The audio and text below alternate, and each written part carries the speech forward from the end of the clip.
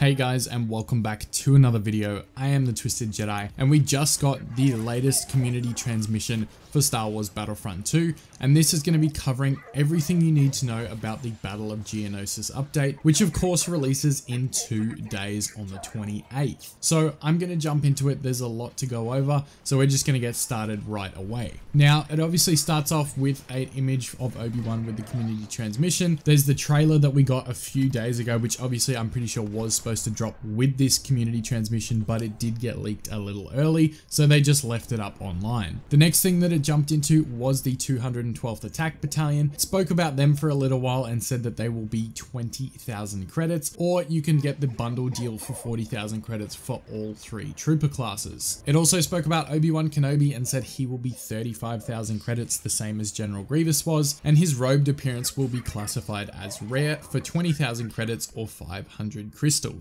Moving on, it talked about Geonosis being a playable planet now for Galactic Assault, and a big heavy feature being the ATTE. Now, I'm just skimming over these things, guys, because they are pretty basic and we do know a lot of it already, but if you do want to read the full community transmission, I will leave the link in the description below. It spoke a little bit about the Geonosis vehicles, the Bark and Stap speeders, as well as the ATTE like I mentioned before, and then it gets into the new shattered appearance for General Grievous. Now, this is the interesting bit. It talks about General Grievous's shattered appearance, and it's something that's never been seen in Star Wars before. It is going to be a legendary appearance, and it will cost 80,000 credits or 2,000 crystals. So I hope you guys have been saving up those credits, because this one is going to be a very credit heavy update. But moving on from that, we get to the really good stuff, the interesting stuff about this community transmission, and that is the actual release notes. Now, it obviously has the new features, which is Geonosis, the new vehicles, Obi-Wan, his 3 abilities being all out push, defensive rush, and restricted mind trick. Then more clone trooper appearances, which is the 212th, and the shattered armor appearance for Grievous. But they also have some quality of life changes, which will be the stamina indicator for heroes is now easier to read, as it is being depleted as opposed to filling up. So that sounds like a good change in my opinion. They've made some changes to the classes and special units. The officer getting the bulk of the changes here, which will be the flash grenade. It will remove the movement impairing effects that would occur when affected by flash. So now obviously you're going to be able to jump and run and all of those things. It's just going to be a blinding effect. Inspiring presence will be lowered from 15 to 10 points per tick. The blurg will get a reduced start damage from 32 down to 25, and the end damage will be 14 to 12. The SE44C will reduce from 33 to 31, and the end damage from 17 to 15, and the S5 will have the damage fall off go down from 20 to 15.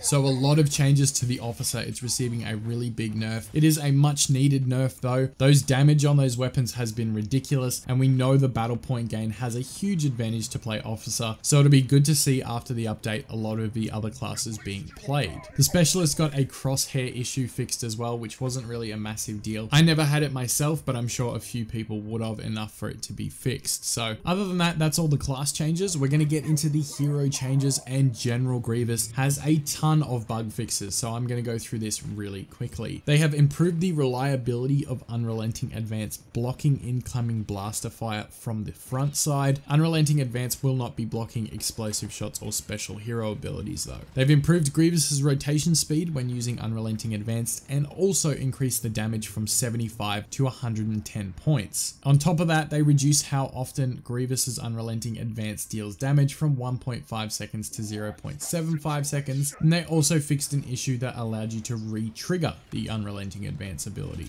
The last thing they did to that ability, they obviously fixed the issue where other players couldn't see the lightsabers spinning in front of him. So it sounds like that ability is going to be fixed. It's going to be more powerful. It's going to do more damage. That is going to be 1,000 times better than it has been, and it sounds like it'll be much more reliable. They also improved the chances of thrust surge connecting with the enemy. Enemies who manage to get out of the way in a timely manner though can still avoid Grievous's thrust surge. So it sounds like with the thrust surge, obviously it's going to be fixed now, which is great, and they've also fixed visual issues as well. So I'll leave the visual issues for you guys to read. I'm going to skip a little bit ahead. They fixed the issue where the stun animation would last longer compared to other stunned heroes. This was a massive problem, especially in Heroes vs Villains. The stuns from Chewy and Lando lasted much longer on Grievous than it did on the other heroes, so I'm glad that they've toned that back to match the rest of the heroes. Luke Skywalker's first damage hit will now register just start when attacking an enemy. We knew it was hitting, but it wasn't doing any damage. So that's been a massive issue, and I've avoided playing Luke big time since I found out about that. There's a whole bunch of nerfs to Chewbacca, which is again much needed.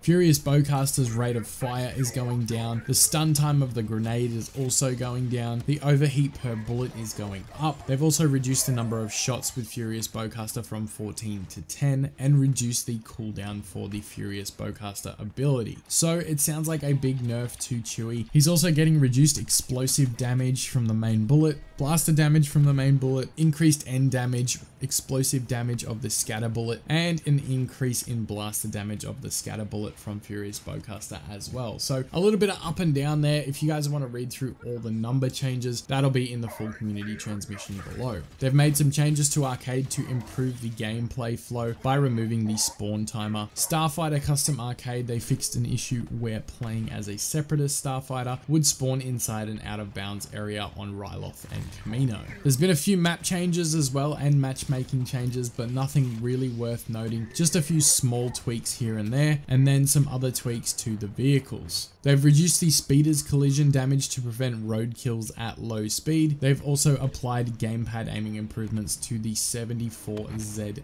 speeder bike. The AAT will increase high explosive shells damage from 100 to 150, added a reticle for the high explosive shells ability, and they fixed an issue that prevented the siege mode on the AAT. So there's a bunch of changes to the vehicles. That sounds like the AAT is getting a decent buff, which is pretty much needed because it was quite difficult to get kills with it. There's been a bunch of changes to the timed challenges and obviously getting the pop-up notifications on screen and things. You guys would have seen that at least once or twice if you've been playing any time recently. So all of that has now been sorted as well. And jumping down to the last bit, which is the known issues, an error has occurred where some of the explosion video effects will occasionally not be visible when they should. The issue currently affects Han Solo's detonite charge and parts of the ATTE body. This is an issue being investigated and expected to fix at a later update. And then the blaster turret and the ion turret will occasionally not successfully lock onto the ATTE. So from that, hopefully they can get that fixed pretty quickly with Geonosis coming in the next update. I hope it's not going to be like that for too long because the ion turret will be a must against the ATTEs. But other than that, that's everything from the community transmission today. I am super hyped. There will be Obi-Wan and Geonosis gameplay footage on the channel in a couple of hours from now. So I hope you guys all tune back in for that as well. I'm going to get out of here though. I will see you guys in a couple of hours, and may the force be with you always. The Sith